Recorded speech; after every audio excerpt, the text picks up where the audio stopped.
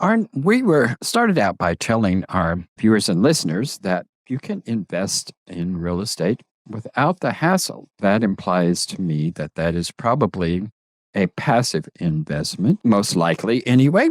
So, what's the difference between being an active investor and a passive investor, and how are you investing in multifamily? Yes, great question. So, an active investor would be I go out and I buy a house, I find it, maybe I hire a property manager, but I'm involved in the decisions about renovations. I get called when repairs are needed.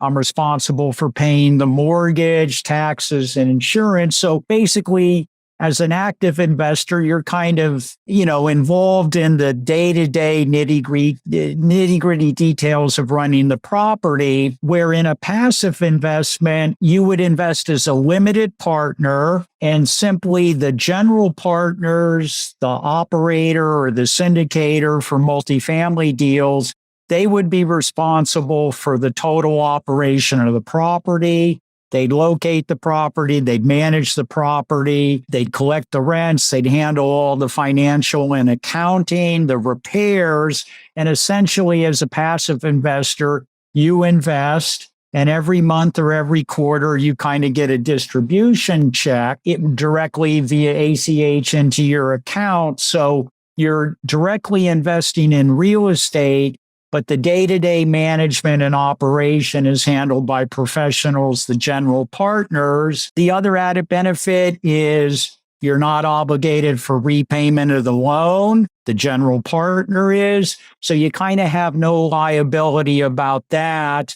And it's a nice way to invest in real estate, receive some monthly or quarterly cash flow. And then when the property's sold, you typically 3, 5, 7 years down the road, the limited partners typically get 70 to 80% of the profit, and the general partners get 20 to 30% of the profit for running the deal and providing those returns to the investors. So it's a nice way to invest in real estate, receive cash flow, appreciation.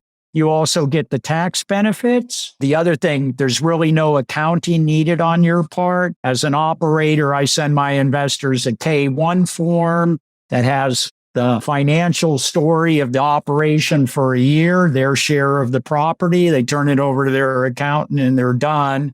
No keeping track of rent, when the mortgage is paid, property taxes, and so forth. So that's kind of the difference. And again, I think it's just a matter of there's no one right answer to that. But what I would submit is if you're working 40, 50 hours a week at your job, you have family, commitments to church or community, how many hours of the day do you have left to kind of manage a real estate portfolio? And through passive investing in syndications, you can do it. And there's little or no time commitment on your part once you make the initial investment.